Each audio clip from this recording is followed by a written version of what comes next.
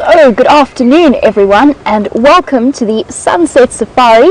And as you can see, we did start our afternoon with some elephants. Unfortunately, because it is so incredibly windy, they seem to be a little bit unsettled and they've set off to hide themselves in this drainage line. So I'm going to try and see if we can reposition and just get a better view of them. Now, for those of you who don't know, my name is Jamie and I have Jean on camera with me for this afternoon. It's a very hot and blustery day here on the in the Sabi Sands. It's around 32 degrees centigrade, so very, very warm. I actually had my first swim of the season. We've also had 3 different snake sightings today in and around camp, but I will tell you all about those a little bit later.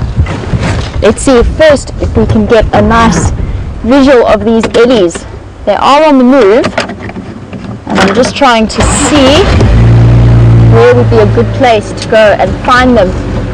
We're just on Twin Dams Road, for those of you who are more familiar with the geography of the area. And that means we are right next to the Mulwati drainage line, which is where these ellies have decided to hide themselves this afternoon.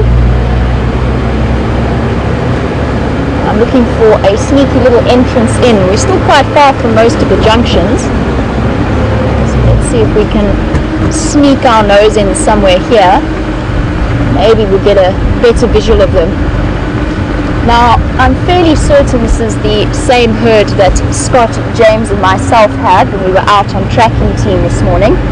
And they do look as though they've spent some time cooling off in the mud, and I certainly don't blame them.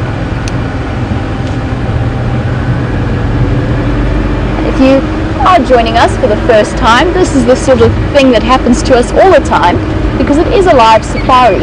Everything that you are seeing on your screen is happening right here in the Sabi Sands on Djuma and Arathusa game reserves. And we're also an interactive safari, so if you do have any questions that you'd like to ask us, or any comments that you would like to make, you can do that by the hashtag Safari Live on Twitter, or you can email through to questions@WildEarthTV.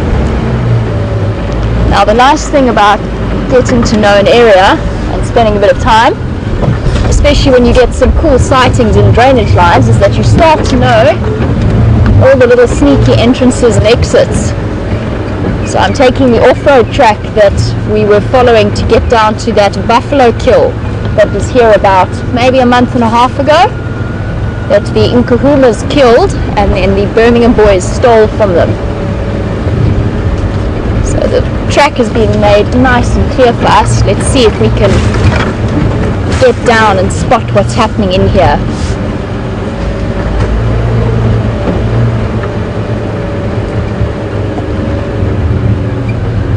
Now, for those of you who were watching the sunrise safari this morning, you will know that Brent spent some time with Shadow and Sindile, and Scott, James and myself were out tracking early in the morning. We started at Gowrie Main and tracked all the way down south to the Arathusa, basically to the Arathusa airstrip, and we were just picked at the post to finding them by one of the Chitwa trackers. We all started working together in tandem. I'm actually going to deviate from the path a little bit and try get into the drainage line from here. And it is nice and warm, so I'm hoping that the ellies are going to stick around a little bit. I can't see them from where I am.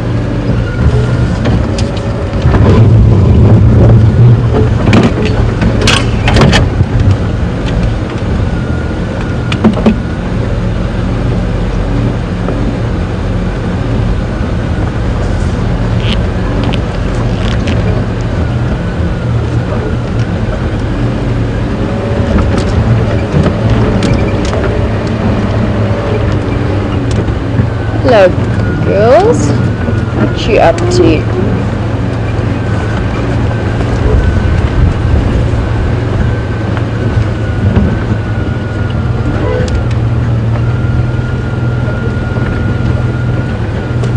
I was hoping there'd be less of a step here.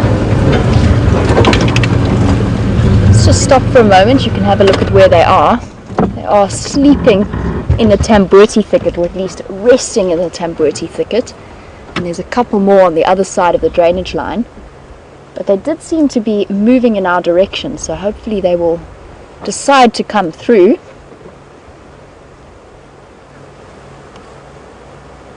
As I said, it is very, very warm and blustery today. It is 32 degrees, which is 94 degrees Fahrenheit, which I think is one of the warmest afternoons that I've certainly been driving on. Hello, Ellies. You can see how incredibly thick it is.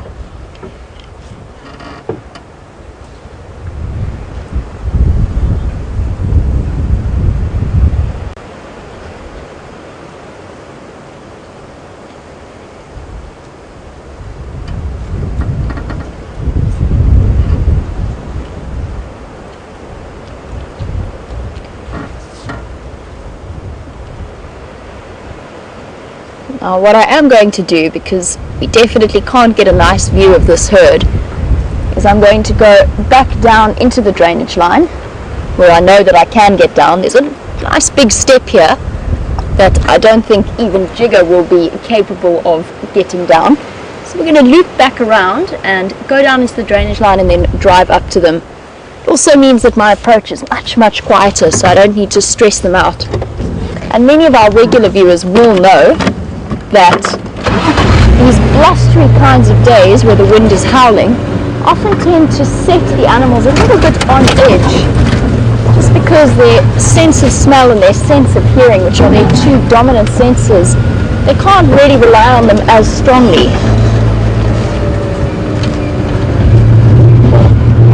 And to be honest, I'm really secretly quite excited to see if this is Mr. Wrinkly Bottom's herd, the little elephant that I've heard so much about but have yet to have properly had an encounter with.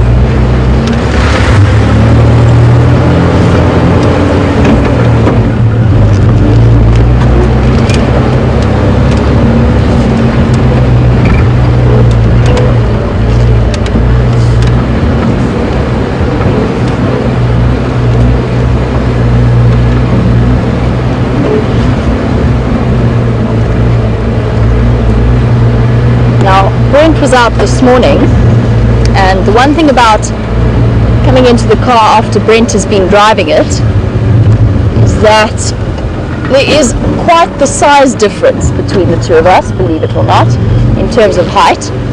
And I can't get the chair to move back forward, so we're doing a little bit of twisting and turning here to reach the clutch. Now, just to stop here for a moment, I think this could well be where the Ellies were having a little bit of a mud wallow earlier. There's still plenty of groundwater around, and I can see fresh splash marks, not too much. I don't think the adults got too involved, but the babies certainly may have. There you can see at the back of that puddle where the fresh wet mud has splashed up. And there's lots and lots of Ellie tracks around the area. This is close to where I saw them this morning. I think they came through here, and the babies just had a quick mud bath to cool off. Something I might think about joining them in. I tried to have a quick swim earlier, and it certainly worked for about 5 minutes or so before I was hot again. Now let's loop our way down in here. We can get a nice view of those Ellies.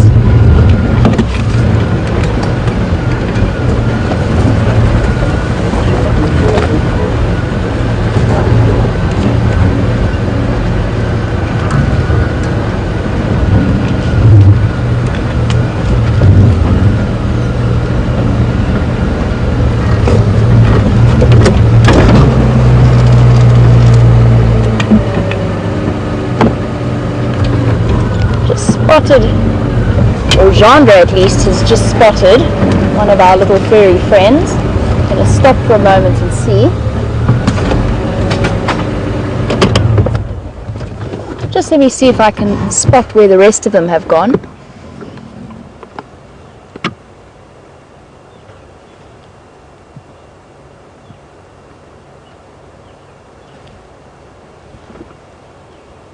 The squirrel having quite the snack. Trying to work out what he's feeding on there. Let me just grab my binoculars. Very, very cute. Oh, did you drop it?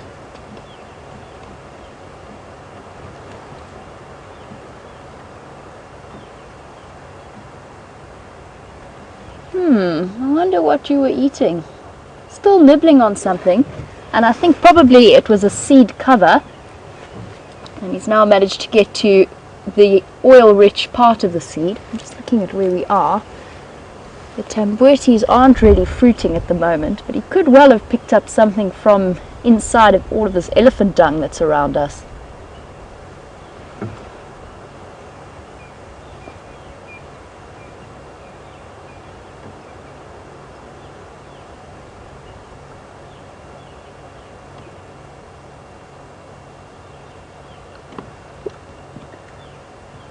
Unbelievably agile little creatures. We've got quite a few of them living around camp. They get very comfortable very quickly with human presence, far more so than most of the other little mongooses and other creatures around us.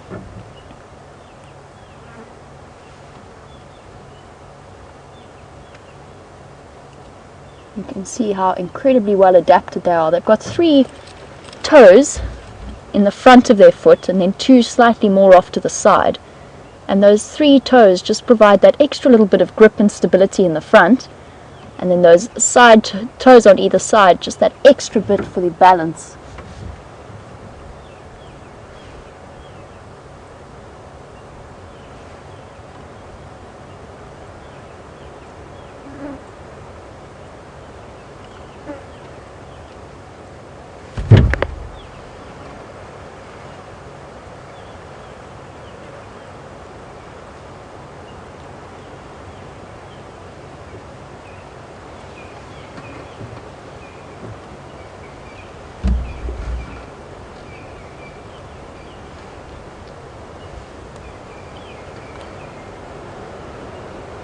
Squirrels are highly entertaining, but also very, very useful little creatures. They've got incredibly sensitive eyesight, and as many of the regular viewers know, they're usually the first ones to spot any kind of threat and give us some kind of warning, especially very useful if you're trying to look for something like a leopard, because they really, really don't appreciate their presence in the area.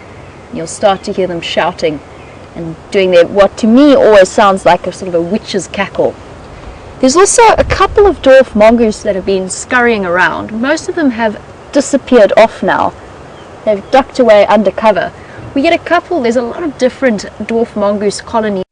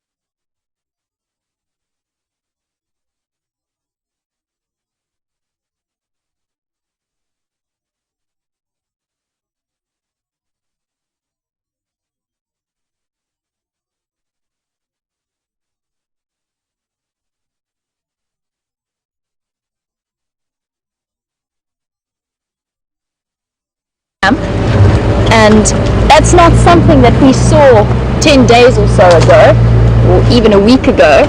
Now, Jackie, welcome to the Sunset Safari, and welcome back. Jackie tells us that she's been away for a while, and was wondering if there's been any rain. Sorry, Jeandre, give a thorn tree there. And there has indeed been some very early rain, quite unexpected actually. It rained on Saturday, I believe. I'm not entirely too sure what the day is today. I think it's Thursday. And it rained on Saturday, and it actually rained a great deal. Far more than any of us were expecting. We had a bet going in camp as to when the first rains were going to be. And most of us had said, when we counted the sort of first big rain as over 20 millimeters, and most of us said somewhere in the region of the November or the end of November. And the person who actually won that in the end was Brian, because we had 30 millimeters of rain on Saturday, which is wonderful. We've got plenty of groundwater, and already within the sort of first 5 days of those rains, we've got lots and lots of green shoots. I'm just going to try and get us nicely into the straightest line, attach ourselves to the buffalo thorn.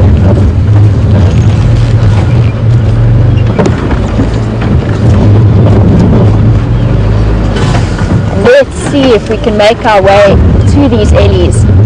It's a bit of an adventure from my side, and of course from Gendre's side, because I'm not too sure if I can get through here, but let's give it a go. We're a little bit further than I realized from the only path into this drainage line.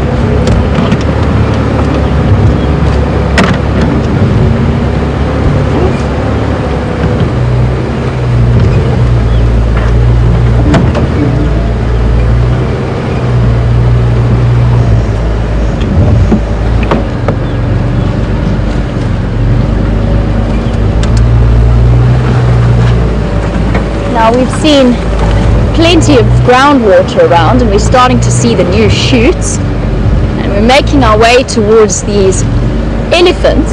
And Pamela was wondering if they would be more active now that it has rained and it's not as dry. And Pamela, there might be an argument for the fact that they don't have to move as far to get nutritional food. But I don't think that that's the case just yet. There hasn't been that big of a change in terms of the leaves of the trees and so on. They're starting to get green shoots, but they're still having to work to find the nutritious foods. There's still not that much fresh grass. Whee! Watch out there. Let's see if we can do this. Certainly never a boring day.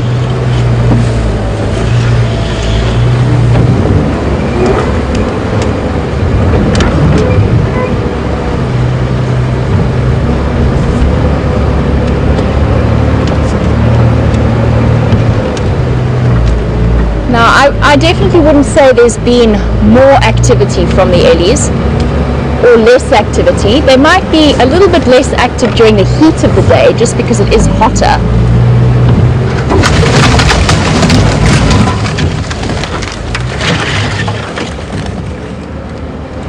Here we go, getting a bit closer now. And I'm hoping that the herd has decided to stay where I left them and hasn't now moved up onto the bank or something.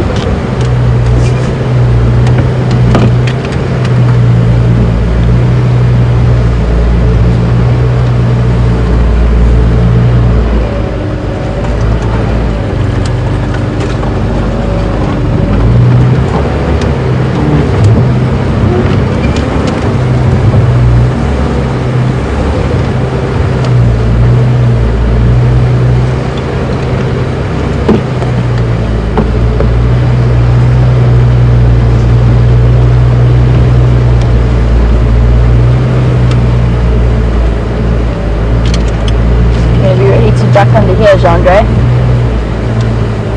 Okay, we do this nice and slowly. As you can see, we have a slight ellie-induced roadblock, but luckily the elephants are still where we left them.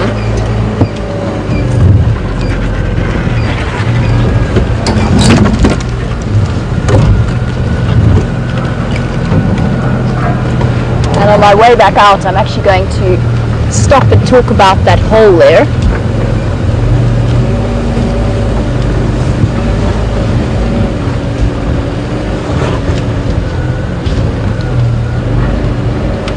Now apparently yesterday with Scott you had a long chat about why elephants have wrinkly skin, and Deborah, who is all the way in Ontario, Canada, has suggested that maybe ellies have wrinkly skin because it helps to keep the mud on their skin for longer and protect them from the sun.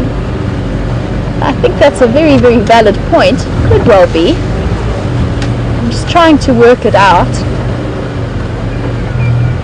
My guess would be because wrinkly skin increases their surface area. In fact, I'm going in a similar direction. Their wrinkly skin increases their surface area just a little bit and just helps with that heat exchange. Alright, my girl. Hello. I'm going to stop here, don't worry.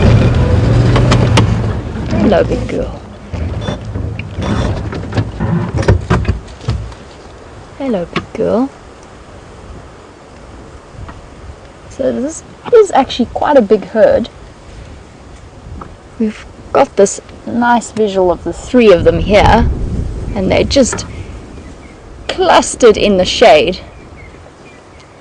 And what's noticeable about this particular female is she's got an incredible difference, or very, very obvious difference, between her right and her left tusk in terms of length. And that will be not purely from rubbing the one shorter than the other. That will be because one of them was snapped off and broken at some point. And there we go. We know for sure. You can see the tip of that right tusk is much, much sharper than the left. And that was almost definitely a break in the tusk. And it could have been that she had a crack, because remember that tusks are teeth, just like our teeth, and they can have faults and infections and abscesses. And I think she was just having a little bit of a stretch there.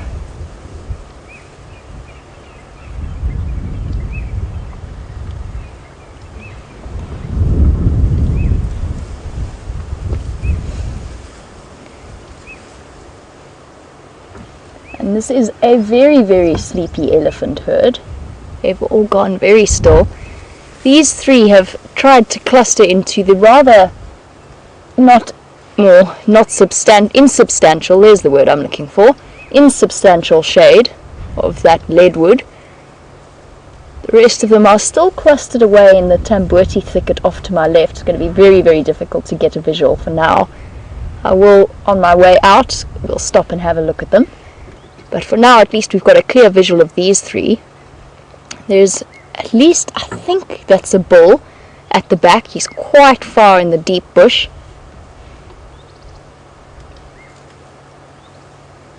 And these elephants have decided to have a bit of a snooze. So Pamela, who was wondering if they are more active during the rainy season or the dry season, it really is just dependent on their access to food. And usually on hot days like this, it's nice to just have a bit of a rest. And on our way through, Scott, James and myself this morning, when we were out on tracking team, we actually saw one of the babies flat, lying down, fast asleep. It was very, very cute.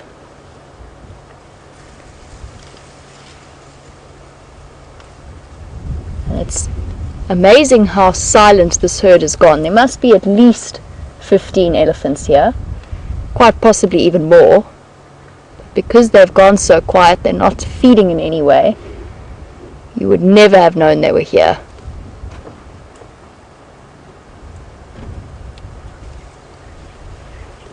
Even baby's quite sleepy. You can see eyelids drooping.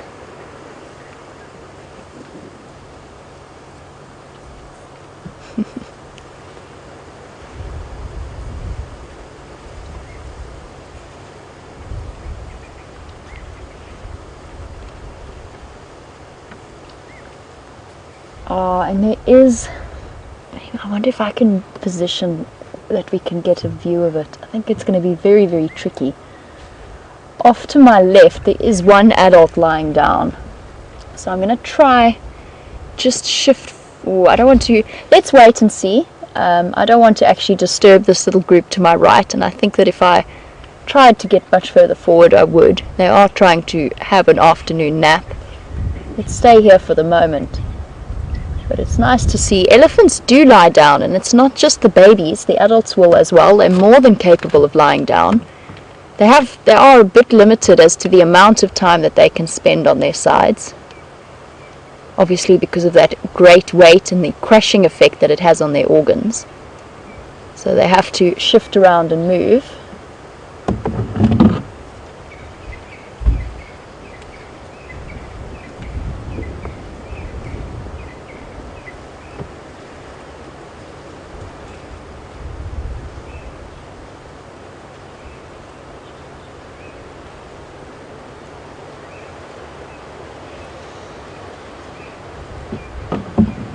Now we've seen these three, they were the originally, let's try and start that sentence again.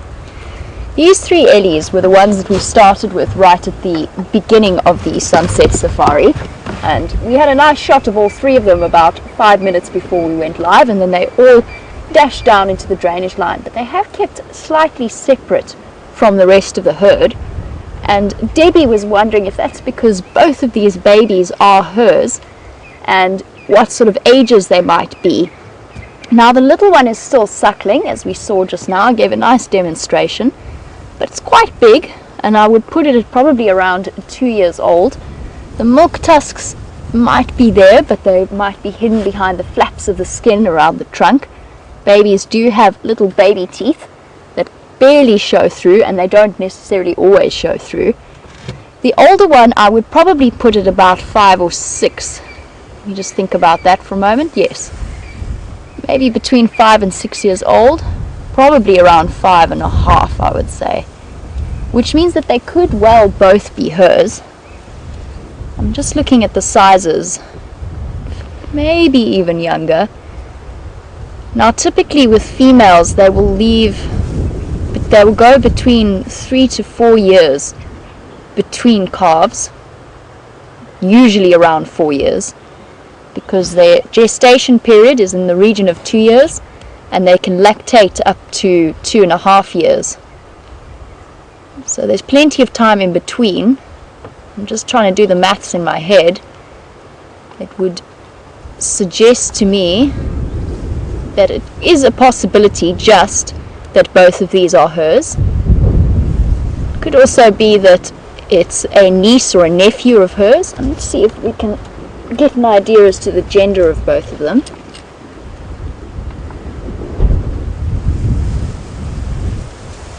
The little calf to me is a little female. The calf at the back I can't quite see.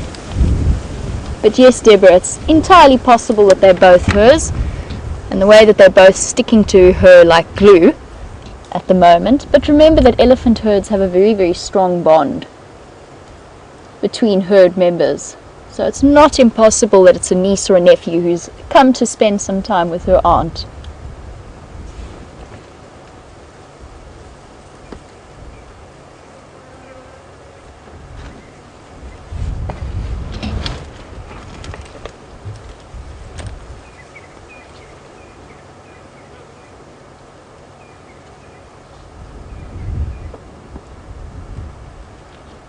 And like all mammals, elephants do have hair.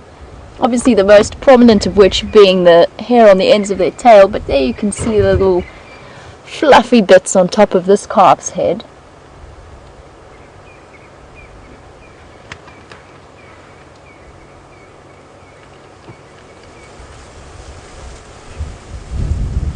And a very, very peaceful elephant scene. You can see how exhausted that little calf is. Is basically asleep on its feet. Eyes closed, or sort of awake. Not really though. Just the little ears going to keep it cool.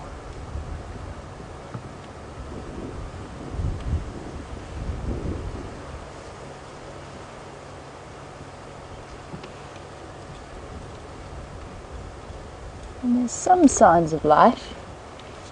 I'm going to try and shift around so that we can see the other Ellies.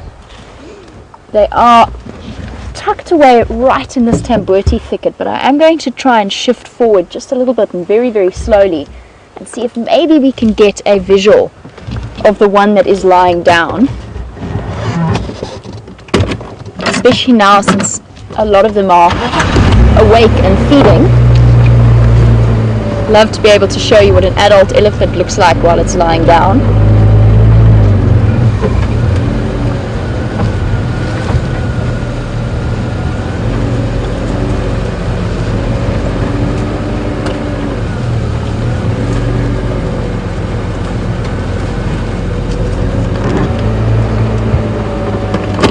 Alright, big girl. Okay, that's as close as I'm going to get to your family. Sorry, my girl. It's alright. Hello.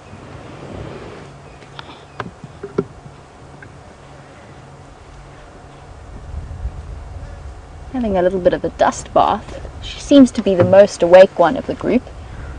There's actually two lying down. There's one to her left, or to the left of her. Oh, she's coming round. Maybe she might give us a clearer view. No, she's blocked our sleeping Ellies completely. But down to the left of her, we can just see above the grass. That little lump down there is a sleeping baby. Here you can see little feet.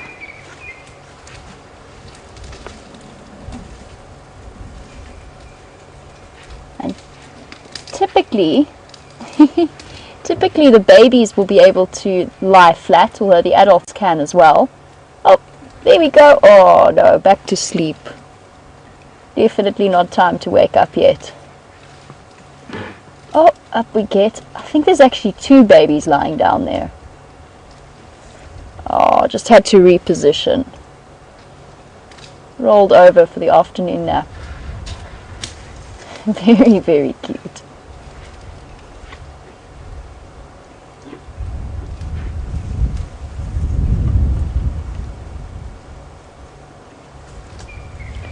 And this is very definitely a very peaceful eddy herd that we've got at the moment. And how privileged are we that we get to sit with them and watch babies that feel comfortable enough in our presence to actually stay lying down and continue their afternoon nap.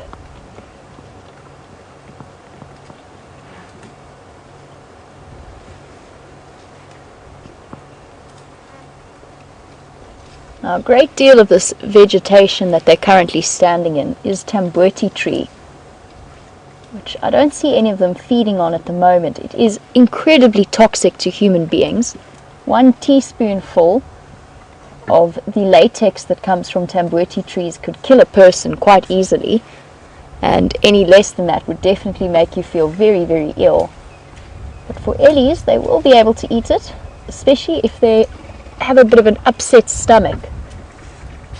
Now, I know that we had a really long conversation the other afternoon as to whether or not elephants vomit, and as far as I've been able to find out, they don't, but they will eat tamboti trees to help settle an unhappy stomach.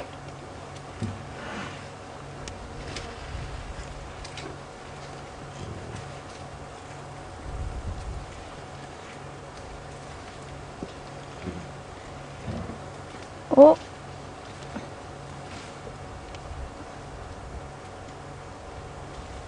And it does seem to me like the Ellies are starting to wake up now.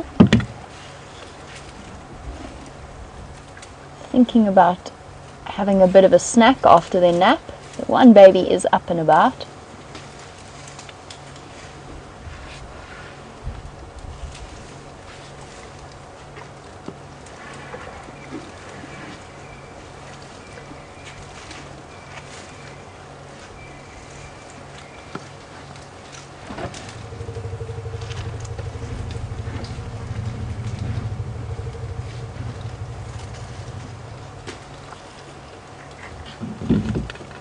And the elephants are definitely up and about. I'm not sure if you could hear it, but they gave that typical low communication rumble. And that was, I think, message to, or the signal that it's time to get up and go. Still rumbling to each other. Quite possibly contact calls with the rest of the herd to let them know that it might be time to move off or to get up.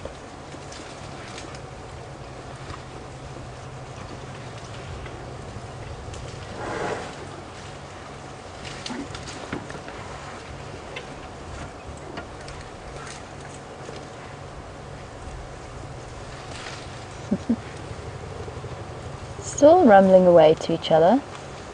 Contact calls between herd members. Now you will have heard as I drove in that I was talking to the elephants, and obviously they don't understand what I'm saying, but there is definitely an understanding of tone. And Sharon from Pittsburgh was wondering if elephants respond differently to men versus women, and it depends on, it's more to do with the pitch of your voice than necessarily male and female, although I do believe that they are smart enough to know the difference between men and women. And the most pronounced effect that you'll see from animals distinguishing between male and female is from the primates. They are very, very aware of the difference between men and women, and are usually much more intimidated by men than they are by women, even if there's not much size difference between the individuals. But with elephants, it's probably a combination of smell. They are aware, but I've never experienced different responses to me versus a man.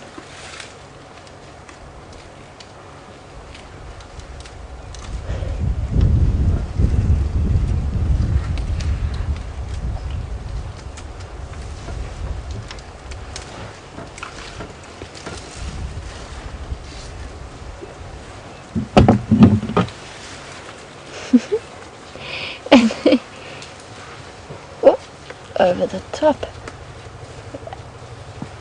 And how cool is that we got all of these communication rumbles and the herd is disappearing off, and there's probably the smallest one of the group. Hello, little one. Staying very close to the protection of mom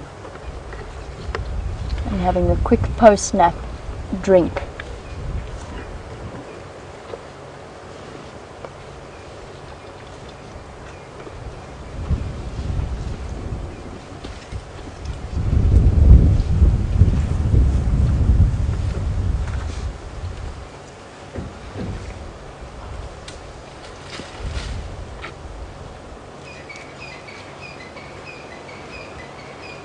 And it is, as I mentioned, such a privilege to get to spend time with an elephant herd, having a nap in a tambuerti cluster, in a drainage line. How special is that? We got to spend some of their precious afternoon with them. And Grace has been in Kruger recently, mentioned that they also saw baby elephants lying down and resting, and was wondering whether the adults ever do the same. And they definitely do. I've seen all sizes, from adult females to adult males, lying down. Something that they are more than happy to do. Very often they'll try and find a bit of a slope, so a termite mound, or lean against a tree, just to make getting up a little bit easier. Ooh, step over. Let me show us how agile elephants are. So yes, the adults will lie down and sleep, and even if there isn't a termite mound or a big tree that they can lean against, they can lie flat and they can get back up again very, very quickly. I would say that the young ones probably do it more often than the adults.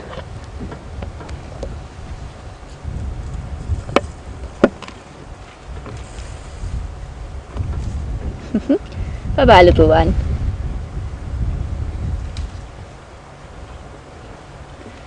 And our original three are also making their way off further into the drainage line.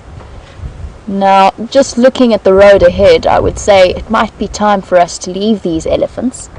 It's a little bit thick in there. There go our starting three. I don't think we're going to manage to go crashing after them.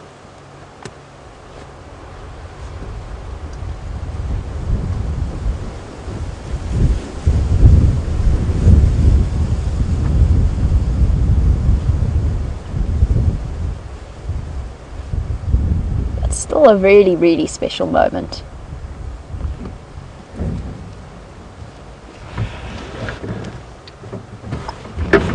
Now, our ellies are disappearing up into this drainage line. Most of them have actually scattered off to the right and the left. And I think that rather than stressing them out after the privilege that we've had of spending some time with them, I'm going to attempt to turn us around and make our way back out. Now, I do know that this morning you were looking for different species of birds with Brent, and I've had a look and a listen to what birds you saw this morning. So if I see anything different and exciting on our way out, we're definitely going to stop and have a chat about them. And let's see, maybe we can get to the 50 bird total for the day. I know that Brent set that down as a goalpost.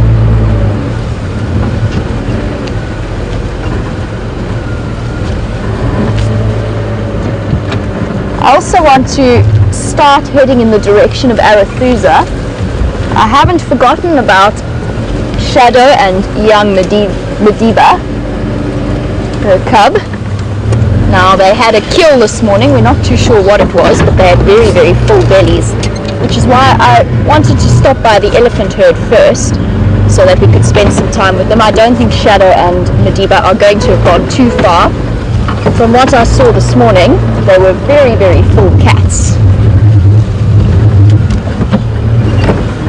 So that is what we are going to be doing.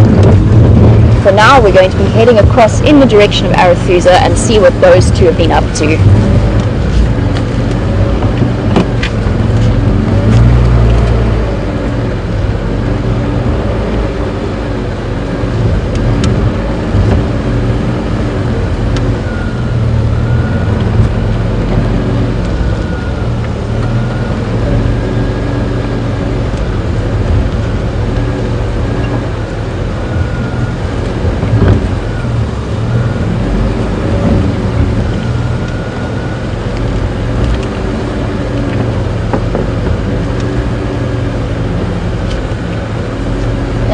A really special experience, and I mentioned that there were probably over 15 elephants around us in that sighting. Just a couple of them were close to us, but there were lots and lots of little babies. Now, the first two that we saw were probably in the region, I think I said, of around 2 and then 5.5, 6 years old. Just want to have a look down here. It's closed in, whatever it was.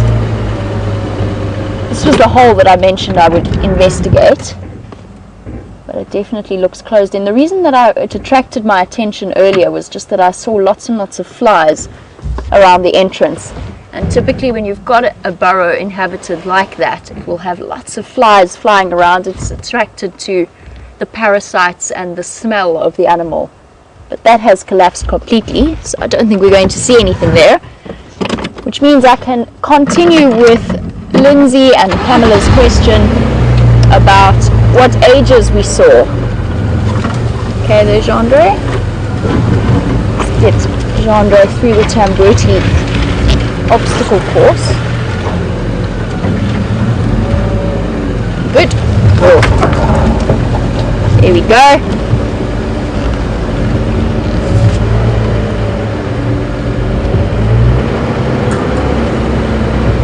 Now the two little ones were 2, 5.5 to 6.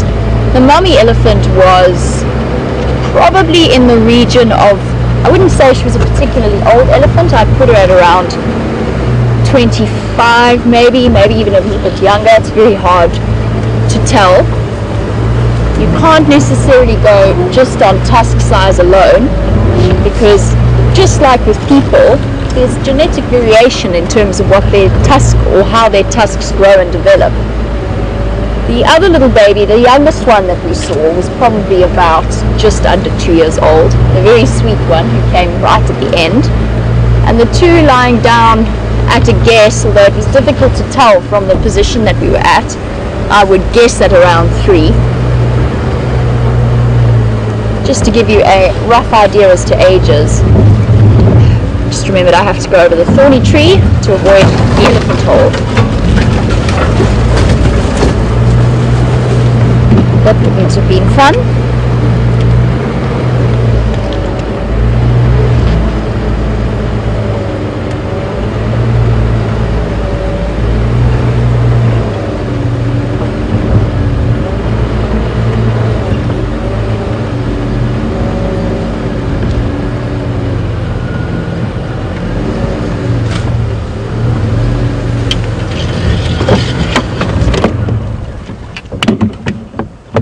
I know that we've been chatting about Ellies. I'm really hoping that this bird sticks around. They tend not to, so let's see if maybe we can get a shot of it.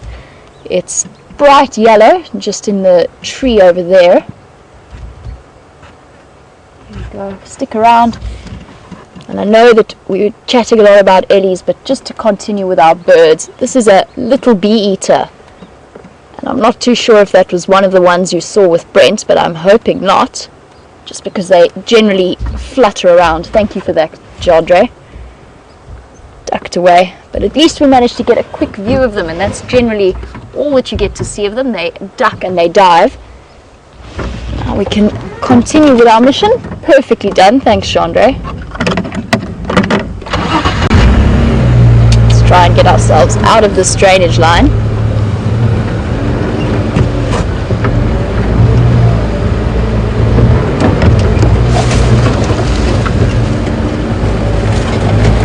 Going back to the Ellie questions that we've had, Jilly has heard that it's the case that elephants usually nap for a short time, and is this the case? She would like to know.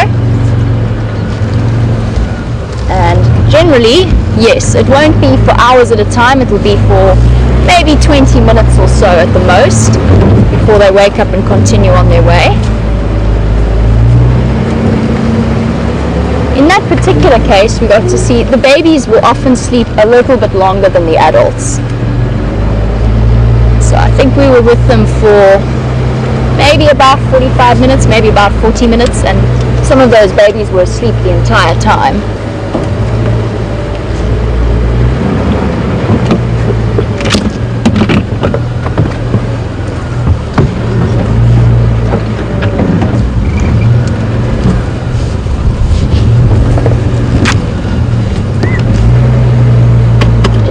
For a nyala, she's going to disappear off, and it's one of the animals that we usually expect to see whilst driving these drainage lines.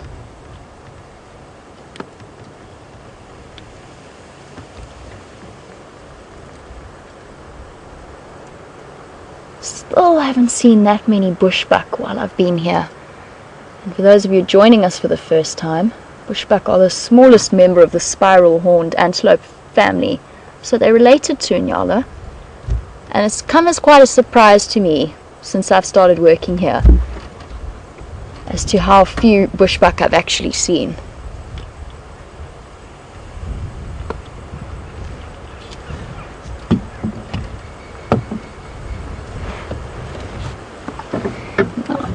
Nyala are disappearing off. We've still got quite the length of drainage line to go.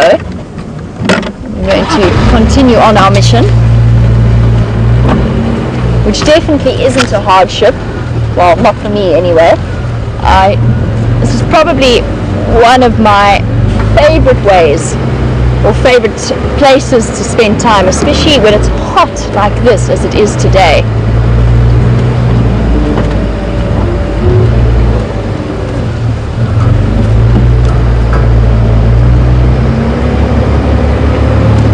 Here we go, getting to our exit point, hopefully.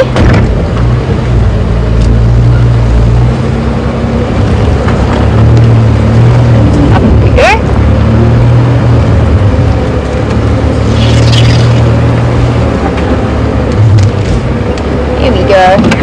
safely out and about.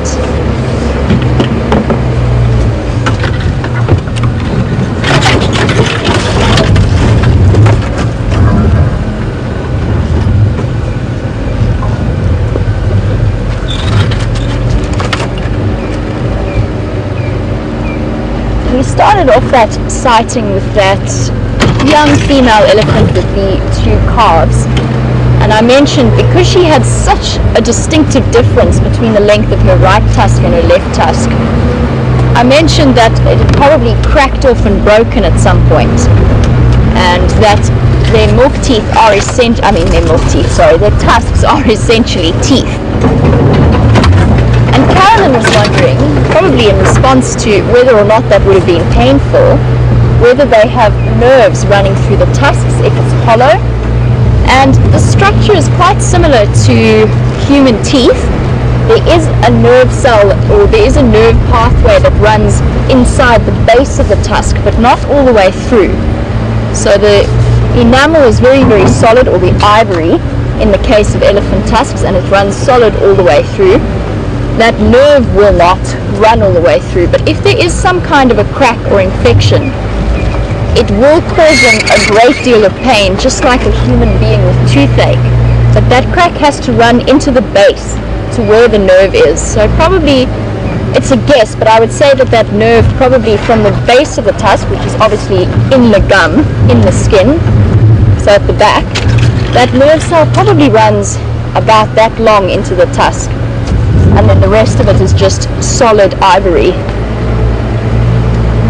But there are lots and lots of tales of elephants with cracked tusks who have turned out to be very, or at least grumpy elephants, or aggressive elephants. Nobody can quite understand why.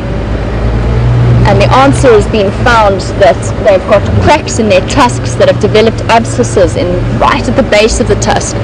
And you can just imagine how incredibly irritating and painful that can be. And of course that immediately begs the question as to whether or not they would know to seek any kind of natural remedy for it. Now many of the regular viewers will know that there's lots of different painkillers out here. There's a lot of barks of trees, just in the same way that aspirin's derived from willow bark, the chemicals within willow bark. Must be some versions of natural painkillers to help them out. I wonder if they would be smart enough to know which ones to use, or even just an instinctive knowledge that if they eat this they might feel a little bit better.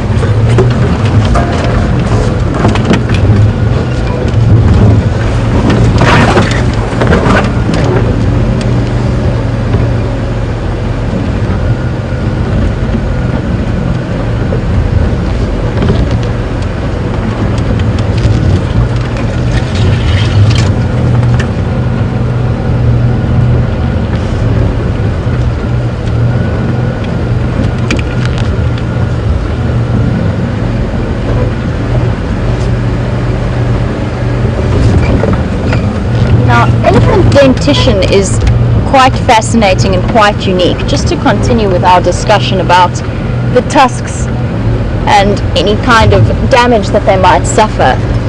Now when we saw the babies, I said to you all that they do get milk teeth just like humans do.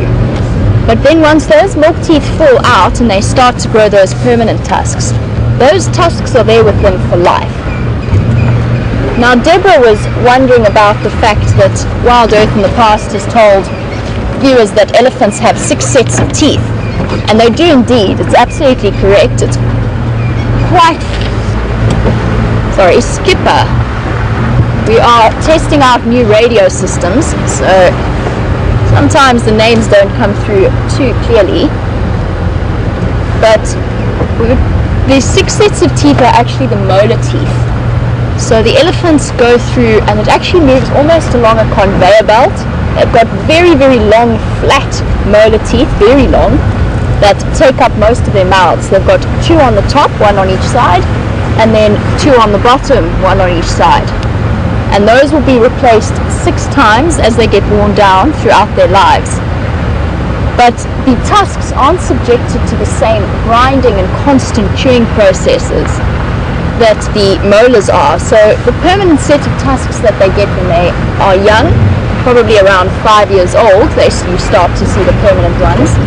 Those will grow for the rest of their lives, and if they are broken off in any way, they cannot be replaced. So you might see in the next 10 or so years that female's right tusk will have continued to grow, and probably the size difference will equal out again, because the tusks are rubbed down to an extent, but not in the same way the molars are. And once adult elephants reach the end in their last set of teeth, last set of molars, then they actually start to struggle to really chew and properly digest their food. And that in the end is one of the reasons behind the death of elephants when they do die of old age. It's not that they starve to death, it's just that they really struggle to properly chew, and therefore to get the full nutritional goodness out of the food that they're eating. So they slowly lose condition and start to die at around 60 or so years of age. So really nice long lives that they live.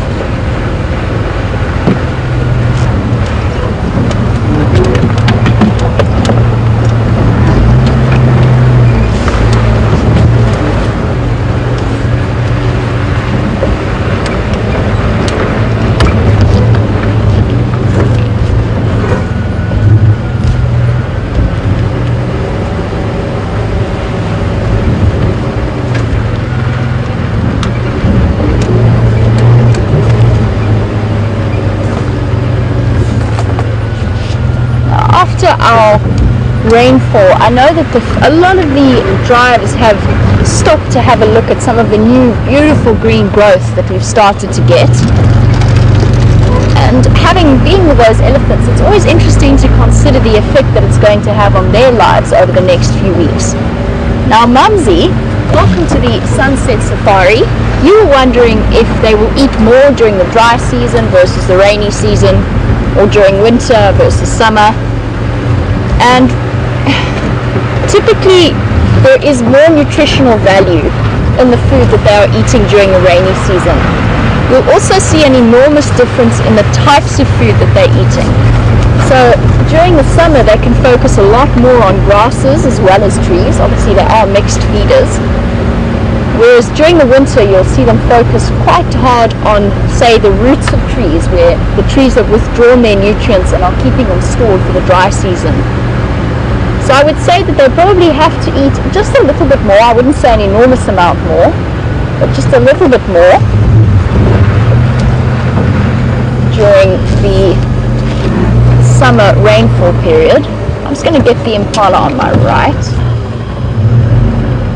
Let's see if we can do this.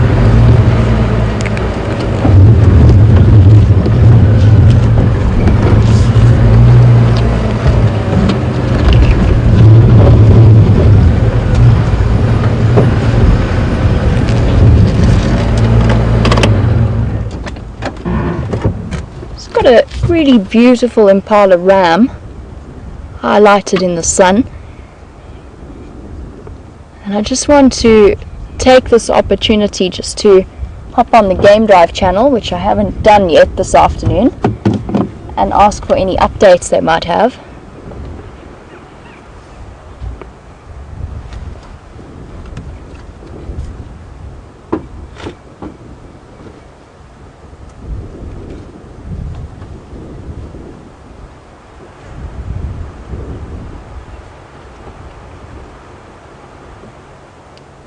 Afternoon stations, Jamie, Wild Earth. Are there any updates?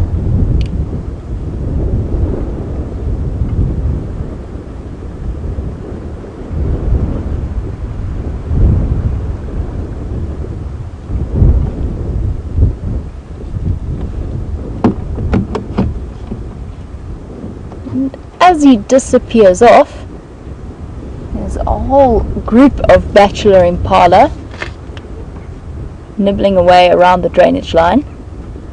But there's also another animal that I'm going to point out to you. which is up and to the left from them, sitting in the tree. Not the clearest view in the world, but very common to see these two species together. Even more so with baboons, but in the top of that tree there is a little vervet monkey. And very often impala and monkey will, or lots of different animals, but they will all forage together and feed together as a way of just obviously increasing the number of eyes there are on the lookout. And monkeys come with that added advantage that they're nice and high up in trees. But over the next few weeks, as some of the trees start to bear fruit, we'll also see the impala hanging around beneath the monkeys and waiting for them to drop the pieces of fruit that they are plucking from the trees. It's just a great way for those impala to supplement their diet. I only see one at the moment, tucked away in what looks like an albizia tree.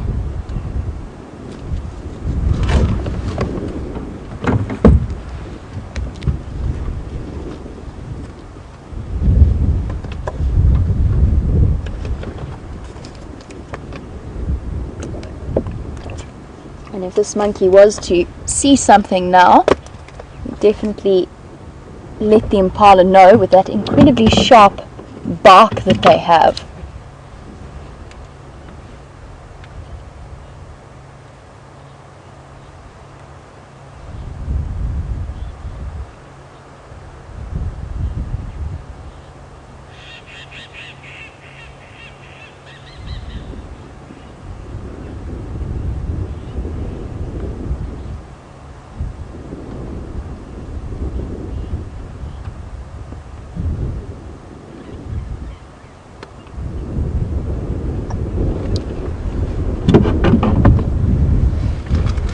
We've had a really interesting question about the fact that over the next few months we're going to be seeing a lot of new births and new babies coming through, including those of the impala, who will be born somewhere around the end of November or the beginning of December. And in the next few months we're going to start seeing some really pregnant looking females. Now the question is, the babies come out ready to walk, and surely then their hooves are quite hard and sharp already. And we have spoken, I'm sure some of the other presenters have in the past, I know I have, about the fact that antelope hooves are and can be used as incredible weapons. Even a little antelope like a daker can do some serious damage with their sharp hooves. So the question is, while they are a fetus, how is it that they don't pierce or do any damage to the females from sort of internally? And the reason behind that is because, first of all, when they are in utero, they are tucked up with their legs folded up nice and tight, which is why when you see them when they are born, you'll see them spending quite a lot of time almost unfolding their limbs, if I could put it that way. And they're also protected by a very thick amniotic sac, so it helps to keep them, and they don't kick too hard, although you do. Even with the female, especially with the female impalas or the ewes, you do start to see these rather sort of sharp points and sharp elbows showing through on their abdomen from time to time, and you can see little movements if you sit and watch them closely enough. So it is an amazing time, and that is a really good point.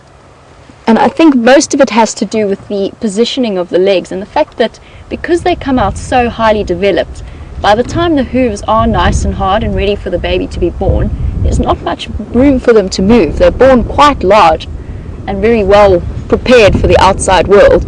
So their legs are actually pushed up into their body and tucked away. Now, our monkey friend is still around, and so are our impala, but they are tucked away right in the thick bush of the drainage line.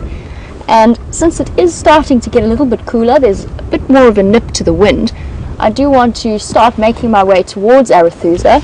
We're still quite far away, and I'd like an opportunity to spend some time with Shadow and Madiba and see what they've been up to. I am not going to say they'll still be in the same place, because I've learned not to try and predict that kind of thing, but I would say that they haven't gone very far from where they were left this morning.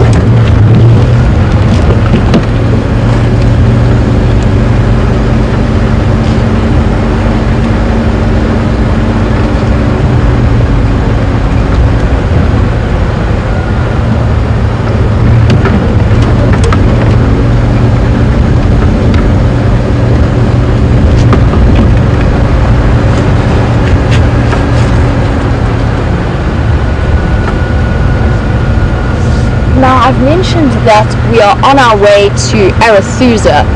And the reason behind that is this morning, Scott, James and myself tracked Shadow and her cub Mediba all the way down, or all the way from Gowrie, Maine, all the way down south towards the Arethusa airstrip, where we eventually found her. She definitely had a kill. We could see where her tracks had gone all the way up to fetch Mediba, and then all the way back down, and it was a good couple of kilometers that she had to walk to go and fetch him. And they both looked very happy and panting and fed. Now, we were on tracking teams, so we pulled out of that sighting almost immediately as soon as Brent arrived to show all of the viewers of Wild Earth. And from what he has described to me in that sighting, Shadow was showing a little bit of impatience towards Mediba, whoever he is. I'm still getting used to the name change. And apparently he was being quite playful. Now, when I saw the tracks, we definitely noticed there were times when he was rushing off the road and clearly hiding behind bushes and then jumping out at his mother. So he's obviously very playful at the moment, and I think that she was kind of tired and kind of not that interested in what he had to offer. So Gail, it was indeed Shadow and Mediba, and from what I've been told and from what I understand, she wasn't snarling at the car. She was actually showing a little bit of impatience towards Mediba.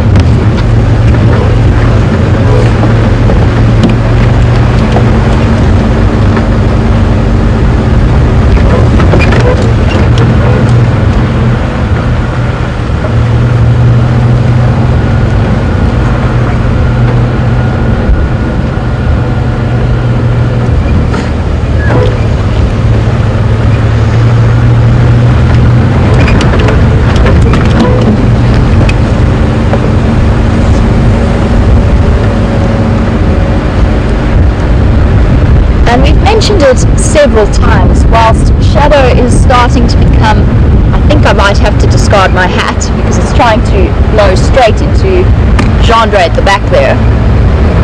And we've mentioned a couple of times that Mediba is starting to show signs of independence, and his mother has actually left him alone far more often than is usual, or for far longer periods anyway. And he will be under threat from a number of different animals, and one of them, believe it or not, could well be a troop of baboons. Now, Mediba's been showing a lot of interest in playing and stalking. I've seen him play stalk, not seriously stalk, but play stalk buffalo. I have seen him try to play stalk waterbuck, so he's testing his limits and really trying to see what happens. And what would be really interesting is to see what happens with him if he did try to go for a big troop of baboons. Now, I know that Trent was wondering where baboons fit in the predator hierarchy, because he's heard that a big male baboon could kill a leopard, and that is very, very true. A big male baboon, will weigh far more than young Mediba, probably in the region of about 50 to 60 kilograms, and Mediba's probably sitting on maybe 45, 50 at the moment, and they have canines that are bigger than those of a lion. If you look at their skull, or at least those of a female of a lioness, they are absolutely enormous, and they are incredibly powerful animals. But they are not predators per se. So they don't really fall into a predator hierarchy, although they could well chase away a leopard. It would take a very, very big male leopard to really challenge a baboon troop, and some leopards do specialize in hunting them. But if a baboon troop is protected by one or more big males, which it usually is, because they are in a social organization system known as oligarchy, which means they've got a couple of big males looking after the group, the chances of a leopard being chased away is very, very high. But the same thing does not apply between lions and baboons. Lions are definitely far more powerful, but they are not nearly agile enough to go and hunt baboons. So it's difficult to say. I would not say that baboons fall into a predator hierarchy. They are omnivores, and they will spend a lot of time eating fruit and vegetable matter. But especially continuing our conversation with the impala fetus, they have been known on occasion, especially during the birthing season of impala, has been known for big males to go after and catch the newborn lambs. Very powerful animals. They are capable predators, but I wouldn't define them necessarily as predators.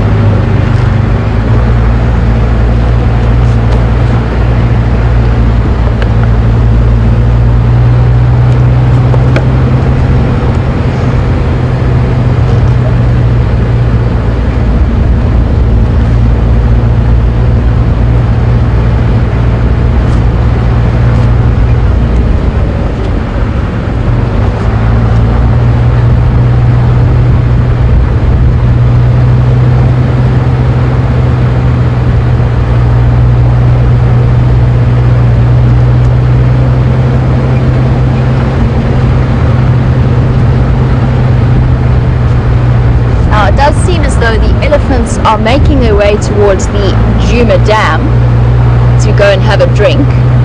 Now, I would love to go and spend some more time with them, but I'm very, very curious to see if this bad mood of shadows that she was demonstrating this morning is just an aberration because she had to walk so far to go and fetch him, and then her tummy was full, and then she got found by people. Maybe she was just feeling a little bit irritable with him, or whether or not she's still showing signs of pushing him away slightly. And that is a really, really important part of the story that we've watched unfolding, especially because she was seen to be mating with Tingana and the Anderson male far earlier than would be considered normal for a female leopard. Usually they start to mate around a year and a half, when their male cub is a year and a half to 2 years old. And young Madiba is only just over a year, so we're still very curious to see if she is going to start pushing him away sooner than expected.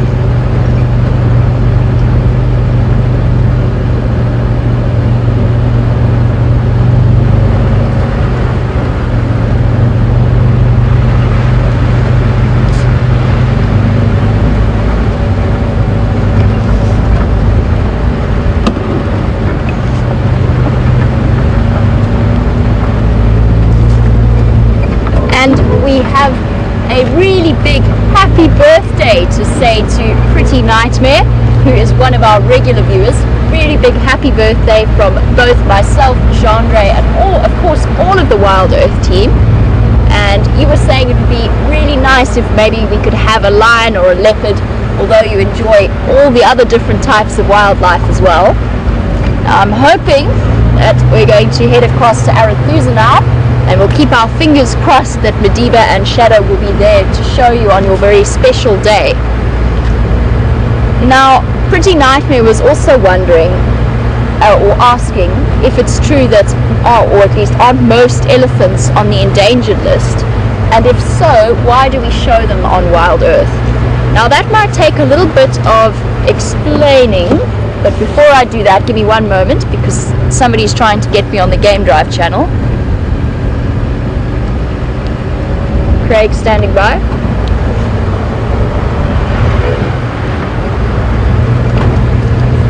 Good afternoon, I'm well, and yourself?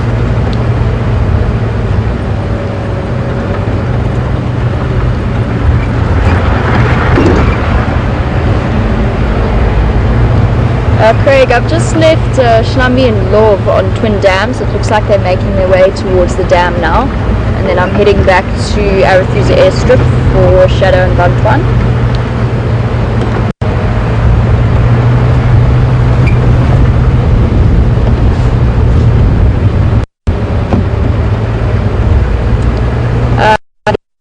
not yet.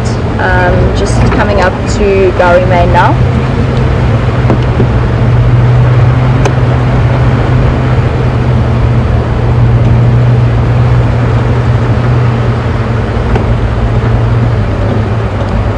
Copy.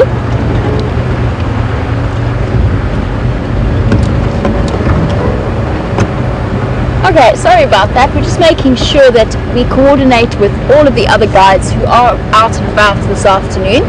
We don't necessarily want to check up on the same areas or drive the same areas. We want to spread out and increase our chances of finding animals. But back to the elephants and the fact that we show them on Wild Earth.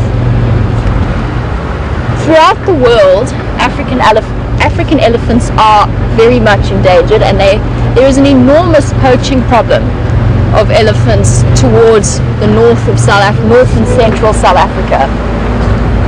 But within South Africa, at the moment, and hopefully this will stay to the situation, we don't have as serious a problem with elephant poaching. There have not been that many recorded cases over the recent years. I know that there was, of course, the very, very sad case of Isilo's tusks disappearing. He was one of the last great tuskers around in Tembe Game Reserve, and I believe that there have been maybe 2 cases in the Kruger Park in the last, I would say, 3 or 4 years. Now, the poaching problem, the reason that we do not show rhinos, and this explanation is for any new viewers who might be joining us and aren't too sure about it. As a Wild Earth policy, we do not show rhinos, just to avoid, in light of the incredible rhino poaching crisis that we do have, we avoid showing them so that we ensure that we don't try and lead any of the poachers or encourage any of the poachers to come to this area. Sorry, I'm just stopping for what was a great deal of dwarf mongoose. And I'm just going to, before I start to talk about these sweet little animals, I'm going to finish up with my thought process for Pretty Nightmare.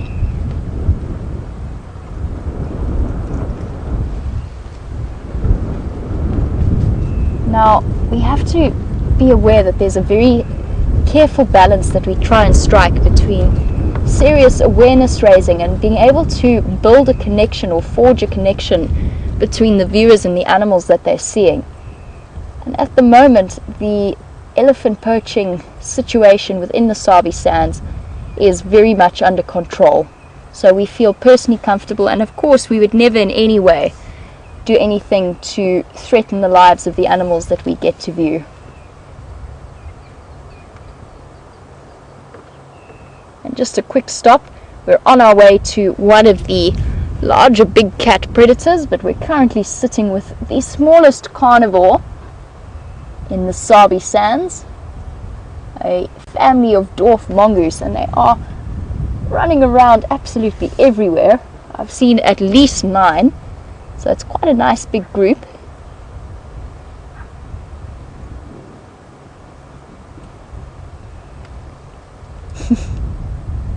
Shuffling around and snuffling around.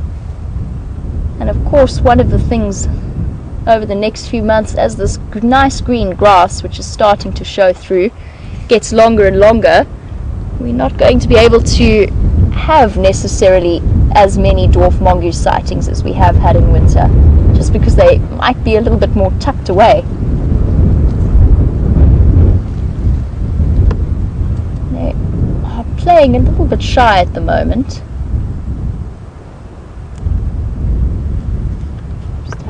See where most of them have gone. We are right on our southern boundary, so I can't shift around to get a better view of that side of the termite mound. That seems to be where they are, but definitely one of my favorite animals to watch. Oh, and a little bit of aloe grooming going on there. Very important for these little social mammals as a way of establishing hierarchies. And I know that I've mentioned that some of the more regular viewers will know that often in terms of establishing dominance, instead of fighting like a lot of other social animals will do, they'll actually groom each other. And the victor is the one who is able to continue grooming for the longest until both fighting individuals collapse, covered in saliva and absolutely exhausted. And that is their way. Oh, and we've got a little steenbok at the back as well. Oh, nope, sorry, Dacre. That was nearly an unforgivable slip. Just saw the black down, or the dark colour down the face.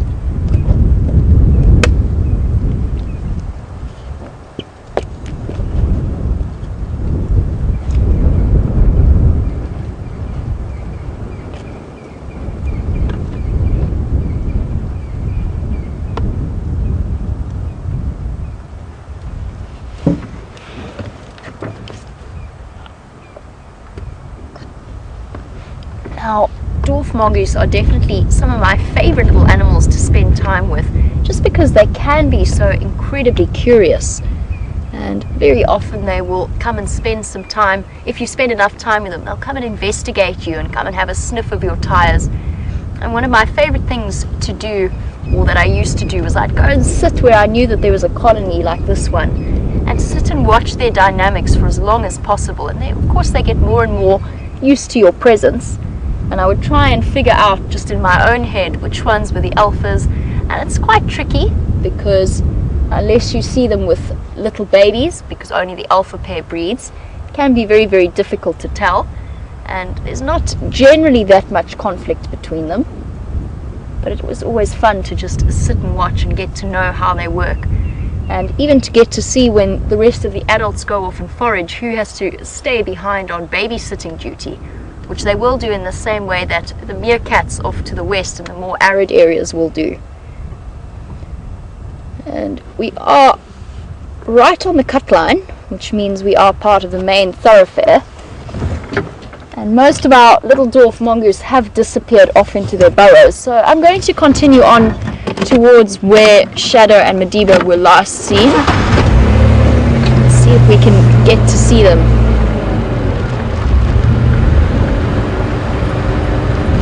See if I can find a nice patch to go off the road, which I can. Just got to pull over for an oncoming car.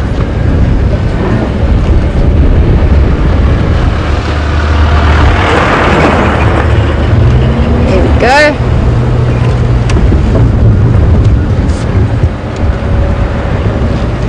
Now, I'm not sure whether some of the more astute viewers, the more observant viewers, I'm not sure how clear it is on screen, but whether or not you've noticed how incredibly hazy it is. And it might get even clearer as the sun starts to go down. And that's because there are fires burning somewhere, I'm not too sure where, and probably controlled burns that have been deliberately started as part of a management system. Sorry guys, just need to chat again on the Game Drive channel. Yeah, standing by.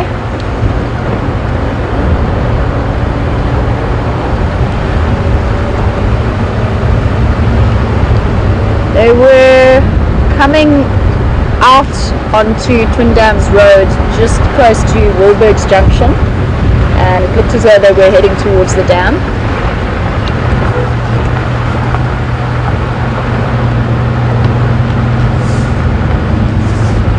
Yeah, that's affirmative, sorry, going north.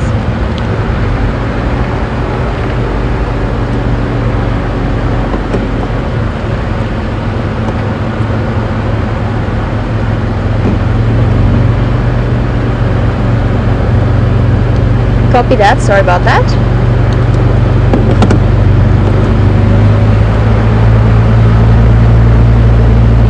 Okay, now that junction that we just turned down was where we started tracking this morning, where we first found Shadow and Madiba's tracks.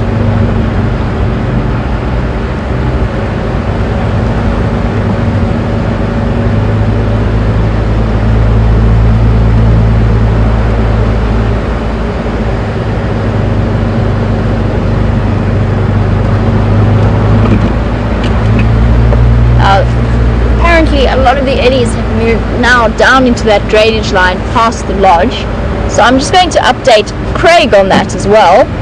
And it's great to think that the viewers who are updating us as to what's happening on the Djuma Dam camera are actually not only helping us but also the other guides in this area. Craig for JV.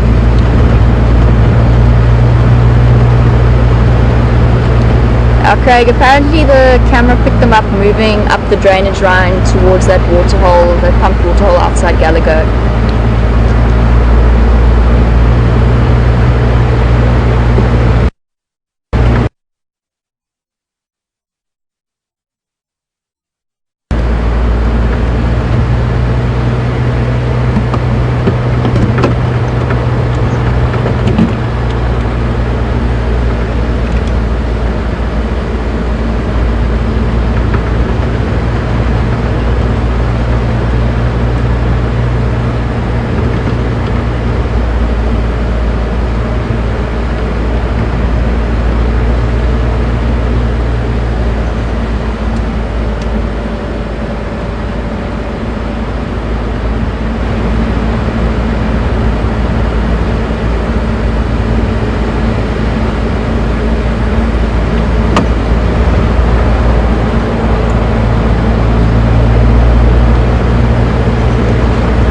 I mentioned earlier that we'd had 3 different snake encounters today, and I am still planning on telling you a little bit more about that.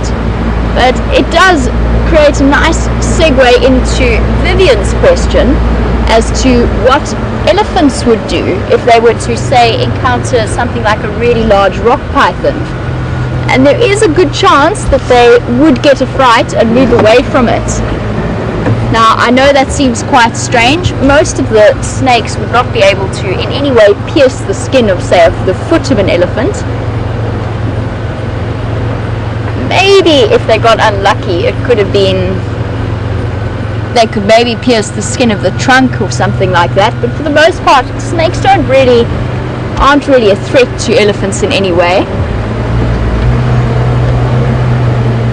But in the same way that they can actually be quite startled by movement of small rodents such as mice or gerbils, they can also be startled by the movement of snakes.